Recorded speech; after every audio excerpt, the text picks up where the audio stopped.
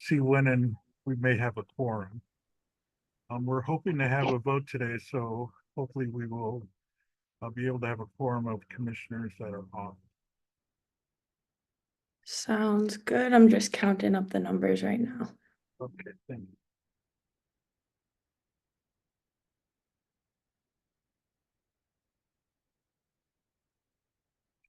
And again, I apologize for being a little late. I was over at the AIDS Center. Today, we started a pilot, we being the folks from Roads to Recovery, DPHE, folks from ONS, AIDS Center, and Safety's Law Enforcement Diversion Program, and Denver Police's District 6 started a pilot program with them today. So we were just meeting, kind of doing a hot wash of the first part of the day. So I'm a little out of breath because I kind of rushed over, but All right, it looks like we have a quorum. There are 10 out of 29 commissioners present. great. Alrighty. Well, thank you for that. Let's go ahead on I think there was some material sent out to you regarding what we're going to try to cover today. First is on the agenda, which is kind of a historical thing. We have this approval of minutes, but if you all recall, we are no longer taking minutes for these meetings. We're in fact just having the recording provided at the online and for everyone of the meetings. So that provides a better accounting of the actual proceedings going on. So those should be posted now to the website. I think we've worked out all the bugs with that, hopefully, and we should be able to have that on the website. Secondly, we were talking about, and we've been discussing for some time, the bylaws for the commission. I know this has been something we've worked on. We've had subcommittee work on it, and this has gone back and forth. The bylaws had been shared with everybody. In speaking with Jeff Holiday, who from our team and DOS had really been spearheading and trying to coordinate a lot of the work around the bylaws and getting all the feedback incorporated from you all in input and from the commission on input. So the latest draft has been circulated, and we were hoping to have or entertain a vote on that. If that were to be something that we would want to do today, I would entertain a motion for that, and then we could vote on it if that's how we would like to proceed. Armando, this is Mimi, and I moved that we accept the bylaws as written. Got it, Mimi? Thank you. This is Jonathan, I'll second that. Thank you, Jonathan, for the second. Jonathan McMillan for the second. So Elizabeth, so we're going to do if we can do a by committee member vote that are on here, a commission member that are on here. So if you want to count or go by, just call their name and then we can record the votes. Sounds good. Will do. So when I call out your name, please just let me know if you vote yay or nay. Matt Ball. Yay. Mimi Schuerman. Yay. Armando Saldate. Yay. Colette Tvet. Yay. Yesenia Guzman. Yay. Blake Renner. Yes. Yay. Beth McCann. Yay. Sarah Parody. Aye. Serena Gonzalez Gutierrez. Yay. And then Anthony Pfaff. Yay. Cool. So unless I missed anyone, just give me a moment to count those up real quick. Well, You missed me. Did we miss any commissioners? Oh, I apologize. Who did I miss? Oh, Taj Al-Sahi. I apologize. Yay or nay, Taj? Yay. Cool. Also Jennifer Gafford, I'm a yay. Jennifer Gafford. Okay, cool. I apologize. And It looks like, so 1, 2, 3.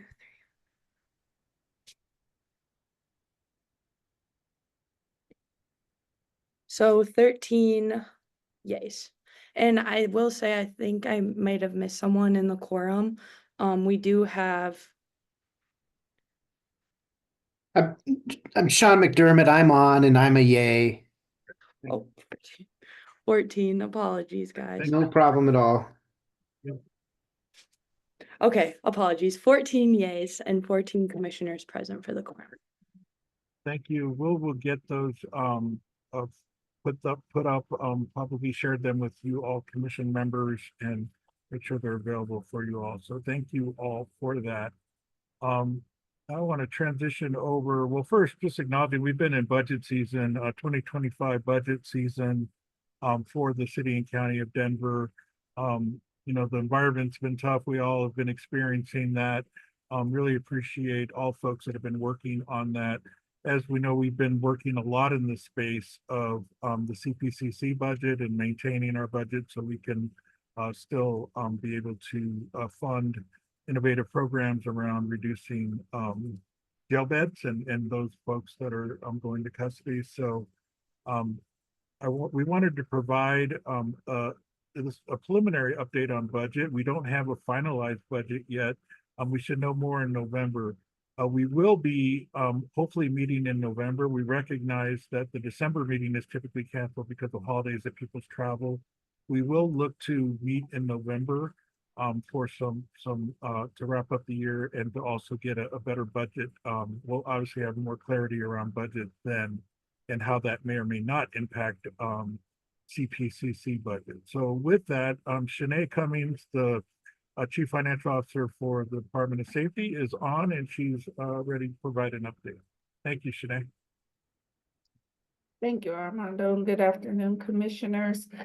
This document should have also been shared in the agenda, but it's just 3 pages of a slide deck that I just wanted to quickly go through. Sorry. So the first page of that, well, that was the cover slide, but the second page then of the presentation is just the budget process timeline.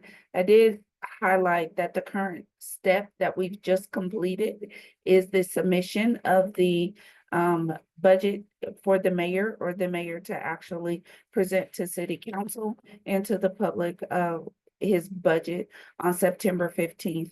The process we're currently in right now, the council has provided a letter to the mayor of amendments for 2025, and that is currently being reviewed.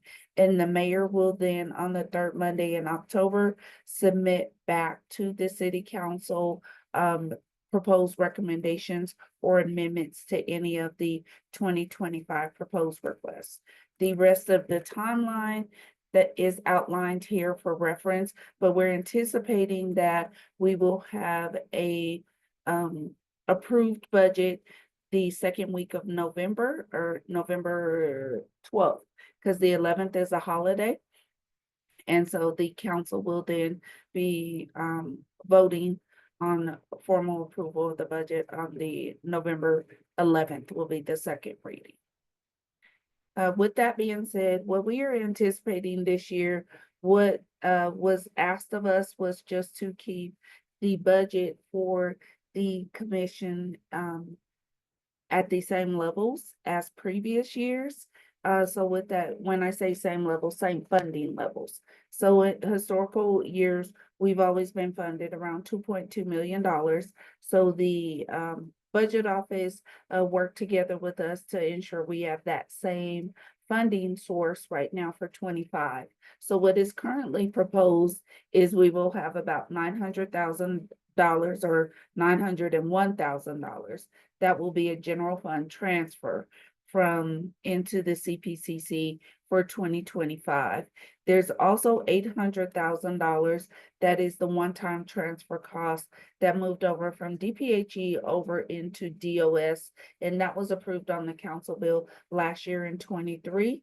that the budget office is working with us to just realize into the CPCC commission budget special revenue fund for 24. There's also a projected rollover balance at this time of about 578,000.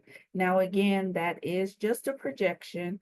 I will have more or better updated numbers for the November meeting to let us know where we're at through year to date. The reason I don't have those numbers today is, as you all may remember, during the last commission meeting, we approved a couple of additional innovation contracts through the end of the year. So I need to make those adjustments to the projections, and also those contracts are currently going through the city Jagger process. So I don't really want to speak on the implement until those are actually signed. Sorry, not implemented, but until those contract amendments are actually signed. So we are clear with the vendors and ensure that we have those amounts. So that's what I am projecting as rollover right now. It's about $578,000. So with that, that will put our 2025 budget then at about $2.2 million, or close to 2.3 million. If we continue to run the same programs, which is the wellness program, the TJCC programs, and the innovation programs next year, that will then be how that budget is allocated to total the 2.3 approximately million as well. So that being said, as Armando mentioned, during the November meeting, it will be a vote then at that time that is needed by the commission members to extend all the contracts now into 2025 for both the innovation programs, TJCC, and wellness programs. So I will stop sharing, and if there are any questions, I will take those. I have a question. So you may have said this, but I might have missed it. So where are we currently in our spending? Have we spent kind of where we're supposed to be in terms of the budget? Correct. So where we're at in spending right now, we're about at 60% of that. And as I did mention, is because of those contract amendments, there are some additional increases that have to go along with that. So that projection of the 578 that I was speaking to does include all spending throughout the year, plus any rollover that may have occurred from 23 into 24. So are we thinking we will spend all of that money in 2024?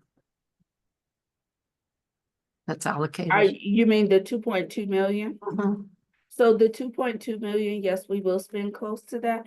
Part of that, though, is, as you may recall, the CPCC fund is a rollover fund because it's a special revenue non-lapsing fund. So there were dollars from last year, approximately $400,000 to $500,000, that rolled over then into 2024. So you didn't necessarily, we didn't start with a $2 million allocation in 24. We started more with like a $2.6 million allocation, or $2.7 million. So that's where that 578 then is coming in, because it's using a portion of that rollover balance. Thank you. I think the next question we have is Councilwoman Parity. Thank you so much. Thanks for this, Shanae. So my question is, I think maybe related to what DA McCann was asking about. I'm just curious about the this being my first year on this commission, if we're if our allocation in the 2025 budget is 900,000 and then we're planning to basically spend all of our money that we have accrued that's, you know, rolling over within the budget of the SRF, does that mean in 2026 we would expect to only have 900,000, or would that be adjusted upward? Like, what's the practice there, I guess, or what does the ordinance say about it? So with that, and I can again go back to this screen share of this, the 900,000, if we did not receive, oh, sorry. Go back to share. Okay, so if we did not receive any funding at all, Councilmember Parity, in 2025, we would only be starting with a budget of about $1.3 million. Because that is what is available to us now from 24, that was started at the base in 2025. Under the ordinance that governs us, though, do we have to receive a certain amount every year? And I should know that, but I don't. So in other words, does the city budget have to basically refill us up to 1.5 million every year? Like, I'm just trying to understand what to expect, given that a lot of what we're trying to spend next year is rollover funds. What would that mean for 2026? And again, others on here who have been here longer, I'm sure know the answer to that. So thank you for indulging me. Yeah. Do you want me to take that, Armando? Go ahead, Shanae. Yeah, I know you. Oh, know. okay, so, council member, no, there is not a minimum requirement in the ordinance of how much has to be funded. It is a budget request that has to be made every year by the commission members and for the mayor for consideration. Yeah, and to add a little more context, Councilwoman, that has been some of the, in the past, especially around, the COVID timeframe, when we weren't getting funded, that really, I think, set the commission back because we were not able to fund because of, the budget. There wasn't any funding given, so we had nothing to dole out. So that kind of really, impacted us negatively. And that's what when I talked at the beginning of this, we've been working hard to get us funded again. That's been part of that. That's really helpful. If it's easy to show us what the commission's been funded at since it was put into place, I would love to see that. Okay, yeah, we'll see. We'll see if we can, I think that would be a good historical document for us to reference as well. From like how it started to its every year where it was at, and then obviously showing those years where we weren't receiving funding. Cool. Thank you both so much. And I can ask the budget office, I will probably need their assistance with that information, just because from our safety side, I just took this over in 2023. I do know the previous year budget books, there is some information in there too about the transfer of that. So I will do some research on that end as well. I have another question. Do you have, or can you put together, when you're putting together the other document, a document that shows how we've spent the money over the last few years? I know we've talked about this before, but I can never remember without seeing it, which programs have gotten what money. Yes, so I can provide a document for 2023 and what we have done this year in 24. Prior to that, it was under DPHE, so I will have to reach out to our partners there. They did provide some information. I just, I'll be honest, I'm unsure how to interpret the information they have provided. Yeah, thank you, Shanae, for giving that that kind of context. It has been complicated in the past. I know in the history since I've been involved here in CPCC since about 2017, the way things were budgeted or allocated in budget within department budgets and things like that, it is tough. However, one of the documents that I hope we can rely upon are some of the annual reports from the commission. So I will look to gather that. So as Shanae said, up till 23, we can definitely give you that really quickly here, hopefully, in a prompt response. Give us some time to kind of collect some of those artifact documents and try to get that. I think along with what Councilwoman Parity requested, I think that would be good to add another column of, here was our funding, here's the year, the funding, here's what was funded. Because I think it tells a good story, and it also, I think, outlines some of the things that we've been working on. And last year we tried to do it, and even I think the year before. We look for innovation, right? None of, I think, our funding is to fund something in continuum and just to keep going. It's really to assess an innovation, try to RFP, see what those might be, put up the money to invest in those, and then we can do the research on them, analyze them to see if they've had good results. And then what we try to do is then recommend them to go into, to be encumbered within our budgets and our general fund budgets. That's kind of, I think, the life cycle. So then we're not always using the innovation fund to continue to fund something for years on end. I think we've always looked at a life cycle. I think what I've heard in the past from commissioners is a life cycle of a year or two or a couple of years around seeing how a performance of a program might take place, how we can measure it, and then see if it should be then suggested to then get incorporated in someone's general fund budget, whether that be community corrections, the courts, or safety, or whatever program that falls under.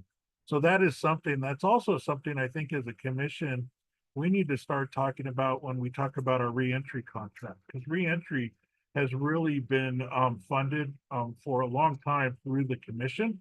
And I think we've talked about from, I know members that have been here a little bit and things is like, should that and this is a question, I'm not trying to propose it, I don't have the answer yet. I need the commission to inform that, but I'm proposing the commission, should reentry continue to be funded by CPCC, or should it live now in a department, a city department, to be funded out of there? I'm not saying that a department would take it over as like the programming. We would still look to a provider, like in our current case, we have Second Chance doing that work. We'd have a provider, we would be subject to still the procurement of RFP when we need to and all those things. So I think that's an open question, and I look forward to kind of tackling that with you all. I know that we have folks from here, from the reentry space, and from all our collective space around that. So any comments on that or any kind of feedback on that, just as we have it on topic? Armando, can I add to that as well? The other thing, DA McCann, and for the rest of the commissioners, is that also previous years prior to 2023, there was a larger contribution made annually as well into CPCC. So for the commissioners who have been on board for a while, as you all may know, in 23, that was a big transition because there were quite a few programs, from what I understand, maybe somewhere in upwards in the 7 to 10 programs that moved from off of the CPCC funding commission side to the city general fund side. So that was a big change and transition year as well. And that's why it's a little bit challenging for me to try to interpret what was sent over to us from DPHE, because I don't have a real clear understanding of that historical reference to the standpoint of what we took over in 23. Thank you for that. And this is Mimi. I guess my question, I mean, I read the bylaws, and is the intent then for CPCC to be kind of like the pilot entity? And if things show positive outcomes, then maybe we look to transition those programming and those dollars to a more like a stable, like an actual city agency to continue to run? Or like, is that what you're imagining happening? Because I feel like some of these have been funded for quite some time. And to your point, I don't think it belongs being run by CPCC. I think those need to be lived out in other agencies. Yep, Mimi, you said it well. I think that's exactly what the point I was trying to make is that if they show efficacy, these programs show good results, then we should be able to make a case in our budget to then have those absorbed into agency budgets and the money allocated there. I'm still then hoping to get money back into our budget so we could still. Sure. And do we have, I mean, I know this was a conversation when we were renewing the contracts. Now that conversation is going to come up again. And are we trying to build a bit more of that efficacy data collecting with these pilots so that we can make those decisions with less conversation? Yes, so thank you for bringing that up. That was another point I wanted to make is that is something that in the history of, and other commissioners have been here for a little bit, please share your input on this. But from what I've heard and from my experience, some of our providers have had large and small trouble, working with the data, reporting the outcomes, especially in preventative work and prevention work. It's hard to show outcomes. It's difficult around having our systems talk to each other when we have disparate systems that one provider is using versus what the city's using. we've always run into issues, and I'm not blaming the providers. I know that they do their jobs good, but they're being asked to do something else that's outside of their space, and that's the data. A lot of times, when we're granting this work, we're not also granting them the infrastructure or the money to do that data. We try to offer that, but that has always been a deficiency that we're trying to do. So right now we're working with the providers we are contracting with. We're trying to get more responsive, especially to the commissioners' good questions and you're all wanting more information. We're trying to get that to be responsive so that we're not just funding things that aren't, producing results.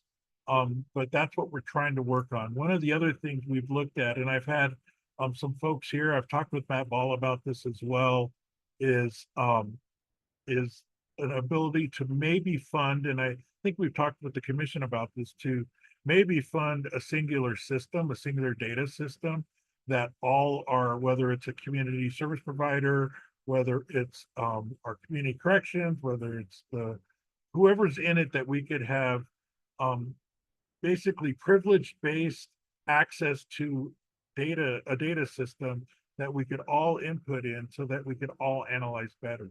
Because in that case, we could then leverage our city data folks to maybe build out that reporting mechanism, that dashboarding of the data. So that is something we're still looking at, and we're trying to do that. I know it's something that Roads to Recovery has been working on for the work that they're doing. So we may try to kind of consolidate those efforts and try to see if we can identify one. I do know that identifying a singular system that is, meets all the criteria for everyone is very hard. That it's probably next to impossible, but maybe we can find one that we can make work, that can give us better data so we can be able to report outcomes better across our systems. Matt, was there anything you wanted to add to that? Because I know we've had plenty of conversations about that. No, I would just echo that as a need, Armando, and that's what we've heard also talking to a lot of different community groups, is a need for a system that enables better data sharing and simplifies the process for reporting on grants. So I would just echo that, but I think you said it well, Armando. I think that might also be open for like something that maybe we could even subcommittee or talk about and try to tackle some of that work so we get everyone's perspective. We have providers on this space. We have folks from the city on this space, from our PD's offices on this space. I think we could be informed by all of your collective thought on that. Jonathan, I see you have your hand up. Actually, Councilwoman Paraday, I think, was before okay. me. Go ahead. Sorry, I didn't. Oh, see I that. put my hand down to give you a first shot because I already, so you go ahead. I, at the risk of being redundant or repetitive, I think Matt and I have had this conversation about having that shared data system, reporting system, as a tool, a universal tool for anyone who we're funding, and hopefully being able to scale it is best practice around public health, and being able to use quantitative and qualitative data in order to make our decisions in a more unified space. And so I'm happy to hear that this conversation is coming back around, because I think the last time we talked about it was several months ago, if not last year. So appreciate that. I just was going to add something really quickly. If we're collecting a little bit of a historical look back, I would love to just know what programs the commission has funded over the years, or that we can get our hands on that did move into a department budget. So that's. Yep, definitely. That's what we're hoping to be able to collect and report back.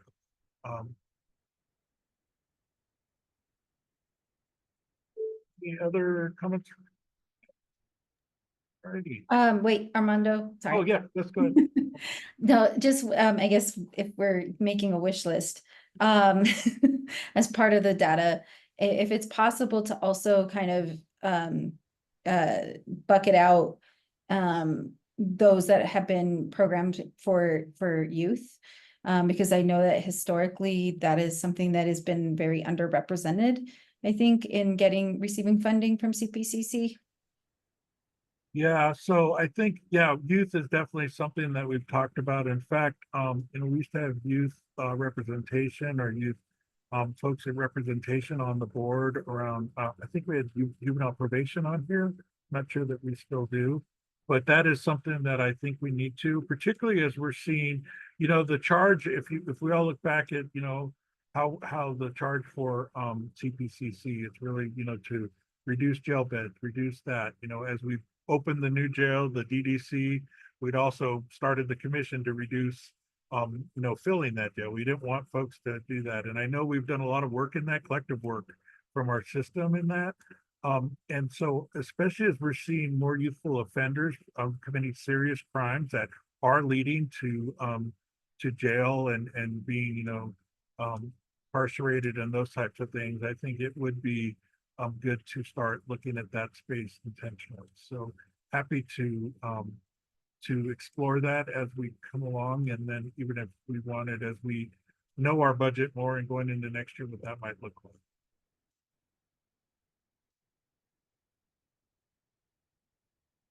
So I think we've gotten through the business side of this. I think I do want to discuss our meeting for November. We will get that out as soon as possible when we can get that, knowing that November and December folks are traveling. We have, the holiday season coming upon us. But like I said, we're going to have to talk about first update on our budget, so we have a good clarity on the budget, and then we have clarity on what we will fund into 25. Especially with those programs. We're working with those providers now. We know we get a lot of feedback from you all on the data you wanted to see from the providers. We're going to try to get as much clarity, and hopefully we can send out prior to the meeting as much information as we can that you all can review as we then make the decisions whether to fund or not fund going into 2025. Also, we'll be working with the providers if there's any presentations or things that they can share with us in advance, so you're not first hearing it the day we're voting. I think that would be helpful, particularly as people may be taking some time off for the holidays. The more we can do in advance preparation. So if you're not seeing that, if you're not getting the things, or you have questions that come up that you would like to get answered before that, please send that over to me. And Emily Locke, she'll be back tomorrow, but she can send it to her, and she'll be able to get that organized for us so that we can make sure it's responded to accordingly. That'll be the November meeting. You should see this meeting once we have the recording. We'll get it uploaded. The November meeting, we're also going to be looking to have a couple of presentations, I believe, from our data teams and others. So if I'm trying to look at let me make sure I got everything on our agenda. Alrighty, before we go to public comment, is there any new business or anything others wanted to bring up? Ramonda, this is Jonathan. I have a general question. Sure. So as kind of a outsider observing some of the changes that are happening within the city infrastructure, as far as the creation of the Office of Neighborhood Safety and the shuffling of some departments from public safety over there and departments possibly from OCA over into this new, well, not new office, but yeah, the Office of Neighborhood Safety. How much is the commission being considered with what you just said, our mission in reducing jail beds, and Councilwoman Gonzalez Gutierrez's mentioning of young people? I'm hoping that there is a comprehensive view of this with all of this, agencies, even commissions, helping inform what is happening at that level so that we're working in unison and not creating more silos. Yeah, thank you, Jonathan, for raising that. And I think with some of the time we have, I think it is, I'd like to open that up for discussion here, because that is something that I've talked about with folks on this call, with folks in the mayor's office. I think it is. We have had a lot of changes in our system, especially since CPCC was first began, right? And a lot of things have happened. The other thing I'd like to call out that has happened is we have Caring for Denver. Caring for Denver became a tax that is a very well-funded source of tax dollars for some of our same mission, right?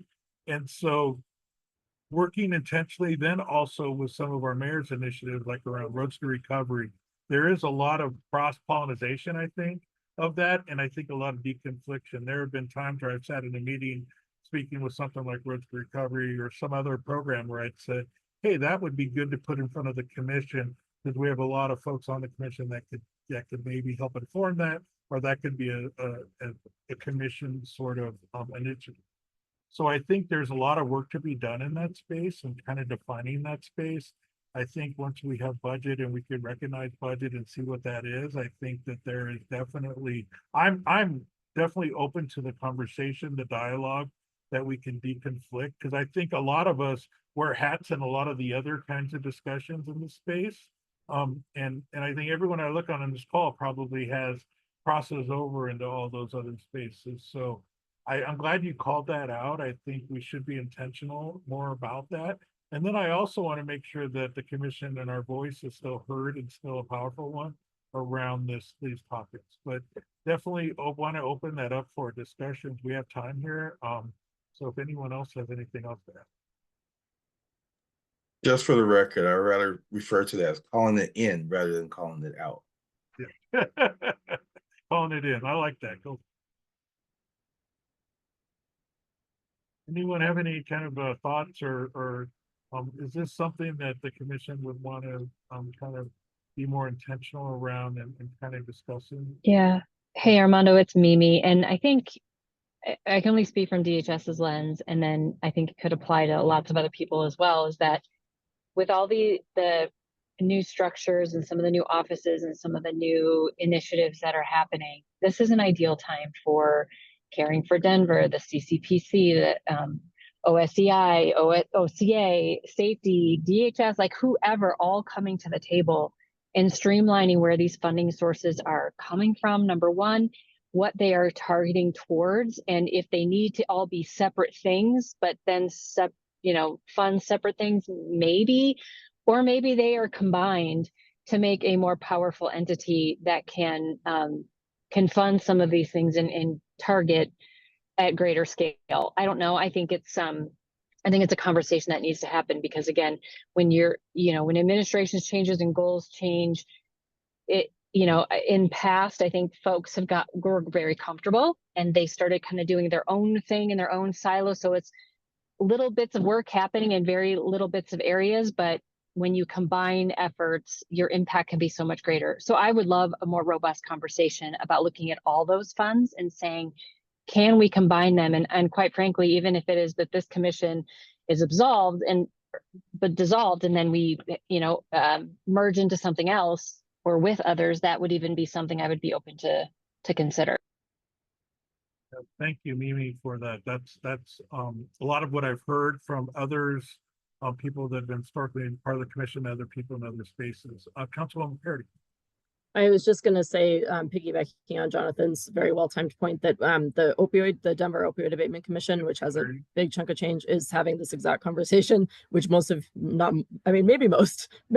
of you on this call are on the Opioid Commission. And so, as you all know, as well as I do, there's a strategic planning committee that's trying to talk about, like, how do we overlap with other funds? And that's a huge focus of that commission, is like making sure that we're always stacking funding and making it work together as much as possible. So I think, just to echo the point that it's a conversation that needs to happen. That's a slightly different bucket, but obviously with some overlap, right? So, yeah. Yeah.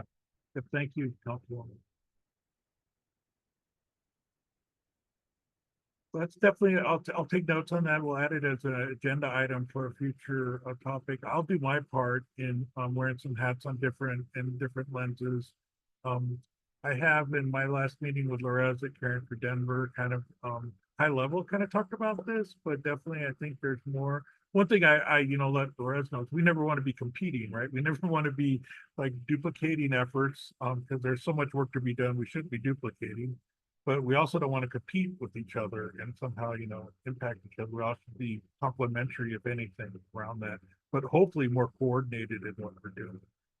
And so, yeah, if that means like a dissolving of one and bringing into the other and like that. The other part of the CPCC that's kind of I think just lapsed a little bit, but I thought was a very well functioning subcommittee in CPCC was the Justice Coordinating Committee.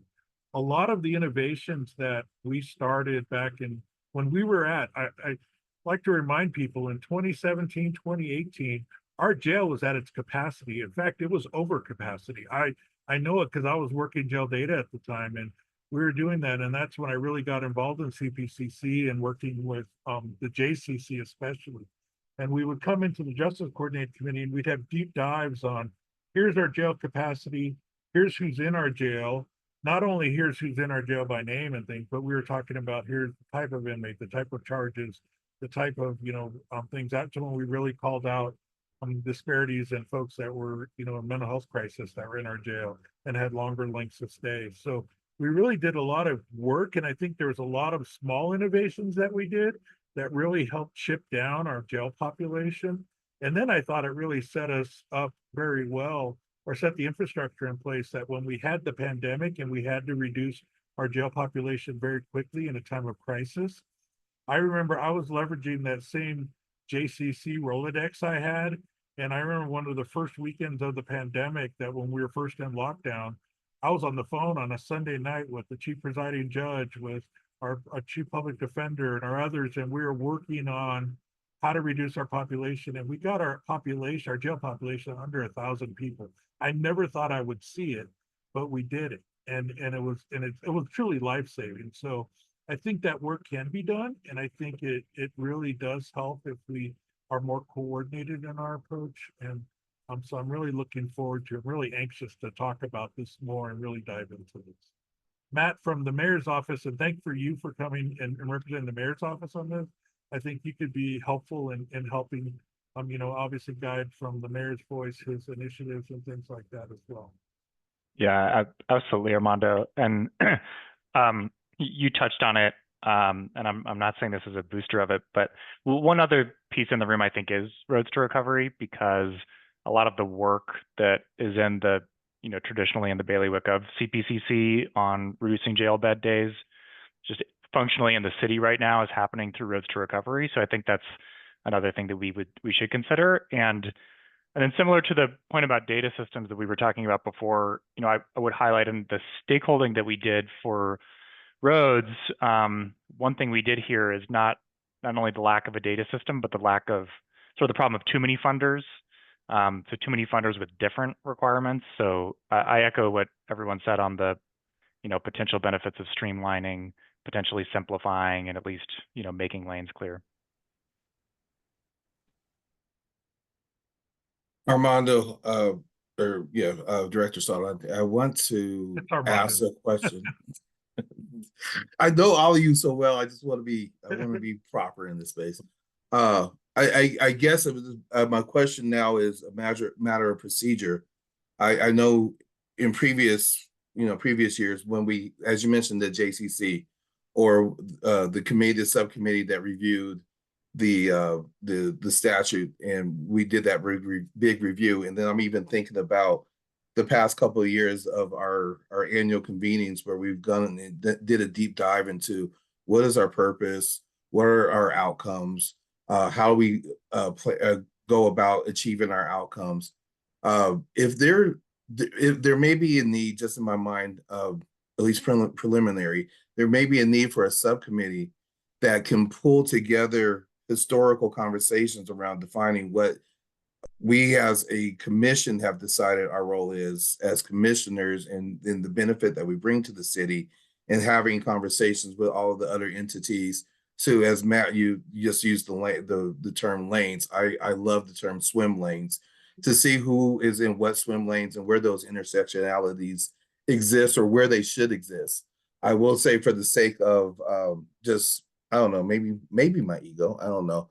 I hate to hear talk about maybe disbanding this commission, and more looking at this commission as a coordinating hub of other entities, and finding where, as I think Councilwoman Parity, or maybe it was Mimi, said, where do we best thrive in supporting innovative approaches, in incubating some of those. So anyway, my ultimate question is, maybe we could make a subcommittee possible? And if so, what's the process to do that? Yeah, so that's possible, definitely in our, we can take it up as a item for our agenda in November. And if we wanted to then, have a motion and then vote on whether we would form that subcommittee and what it would make up, that would be great. Also, when you were talking about kind of getting together and minds together, we can have, and we should have, I say we should have a January retreat. We try to do it in January or February, if you all recall historically. We've tried in the past, we tried to make it a day thing where we all put it on the calendars and everyone takes a day. We go off site. We try to have it facilitated and we try to work out our plan for the year, work out a lot of these things, our priorities and talks. This might be one of the great topics to really dive deep in, and we try to get it facilitated, try to do that. I know then we reduced it to a half a day because of just all the calendars of everyone on this call. But I think it would be very worthwhile to schedule a retreat day for us to get together, have more discussion, in-depth discussion. We can have someone facilitate that discussion and really collect our thoughts and try to come up with that. And to that end, by the end of the year, I hope that I'll endeavor for our team, for the safety team, to provide that historical context, what we was requested upon in this call around, some of our yearly funding dollars, what they went funded to, what is now being absorbed and funded into city budgets, and all those things, and try to collect most of that now that we have bylaws and things, and have more of that information at our disposal to inform that discussion. Alrighty. Well, I think we got, thank you for that, for diverting, adding that topic. I think this was definitely, and it's very, it's energizing to me. I think the work of this commission, all the people that we have here, each and every one of you, and what you could bring to this discussion, I think will really serve our community well and serve our purpose well. So I look forward to the work. I look forward to getting you all more information for you all to consider around our contracts going into next year. And thank you, Shanae, again, for always coming on. And in the midst of all that Shanae has going on for managing our budgets and budget process, she's always has CPCC top of mind for us and wants to make sure that we're giving you all the best and clearest information you all. So thank you, Shanae, for that. I did want to also flag for everyone, I think everyone's aware of this event happening at the AIDS Center. Carlone, I see you're on. Can you get on and talk about the Fresh Start event that you'll be hosting again? I think this will be the third one series. Carlone may have stepped away because he was doing like 10 different things. I just met with him. He was over at the AIDS Center. So I'll talk about it. And anyone else wants to talk about it. DA McCann, you're on. You can talk about it. I can talk about it. So yeah. So this is our fourth one, actually. And we're doing it on November 2nd at the AIDS Center from 9 to 1. It is an opportunity for people that have warrants outstanding for misdemeanor cases. And this is the first time we're going to do Class 5, Class 4, and Class 3 felonies as well. They can come to the AIDS Center and there will be no arrests, but they check in with pretrial services and then they will meet with the public defender. Public defender will talk with either the city attorney or the district attorney. So it's either the city municipal public defender or the state public defender. And then we will discuss disposition of the case. And if it can't be disposed of that day, we'll also talk about vacating the warrant and getting a new date for them to appear in court. So there will be a judge there from county court. So all misdemeanors, there will be a physical judge there in person. And then our district court for felonies, our district court judge will be on virtually because we don't have a good sense of how many people might show up with felony convictions. But the really interesting thing about this one is we are doing it also with several other jurisdictions. So what's happened in the past is somebody will come in and they actually have a warrant in Jeffco or Adams County. And now we are going to have link ups to those jurisdictions because everyone is doing it on the same day. So if someone comes into the aid center with an Adams County warrant, we can connect with the Adams County folks, and the public defenders can talk to them, and we can have conversation about what can be done about the Adams County warrant. Those will be reset most likely because it kind of depends on the case. If they have a Denver case and an Adams County case, maybe there can be a mutual disposition. But anyway, we won't turn people away because they have cases in other jurisdictions. So they will be able to set new dates in those jurisdictions. And it's an experiment. We're going to see how it works. And, but if you know of anyone, or if anyone would like to have a copy of the flyers, we have them in English and Spanish that you would like to publish amongst your communities. I can send that to you, or I can send it to Armando, and if he wants to distribute it to the group, you can have flyers, encourage people to show up on November 2nd. I will share it with this mail distro after we're done, so you have the flyers. I think I have an English, Spanish, and a Chinese version. Do you have them, or do you need me to send them to you? I have them. I have. Okay, great. I think we had Councilwoman Gonzalez Gutierrez that had her hand up. Yeah, no, that's exactly, I was gonna ask about a flyer, graphic, things that we can, share. Yeah. On social media, anything like that would be helpful, and we can, Councilwoman Parody and I can definitely send it to our colleagues as well, so they can share it as well. That'd be great. I will be having Emily, she was gonna send it out tomorrow when she gets into all council members. And we have also promoted it on the Department of Safety social media. But also I want to thank the Roads to Recovery folks that we've worked with, Salvation Army and Roads to Recovery. They're going to be taking folks or transporting folks from our House 1000 locations, shelters to the event. We know that in part of their trying to get back on track, and we all know that criminal status and warrants are sometimes barriers to housing. And so we're hoping this will be helpful, and we are expecting a big crowd. I know that we're prepping for a big crowd and that we're expecting for that. And thank you to our public defenders for, I know the staffing you all are putting in there and everyone that's going to be there. I remember being at these in the past and just seeing Colette and others just running really ragged and getting it all. And it's really an impressive thing to see, and the operation. A lot of the service providers are also there during that to connect people directly with services that may need it. And so please we'll get that out as we share that information. I thought I saw another hand, but it may have been put down. Taj, did you have your hand up, or did I? Yeah, I did just for a moment because Beth answered the question that I had about the date. But I would just add, this thing is going to be ridiculously huge. So be prepared. The crowd's going to be insane already. So. Righty. Well, with that, I think that was the last that we had, I think, for agenda and for talks. We can now go to, I don't know if we have any members of the public that are on here. If you're a member from public, you wanted to share anything or have a comment, this is your time. I'm not seeing anyone get off mute or anyone raise their hand. So with that, we can entertain a motion to adjourn.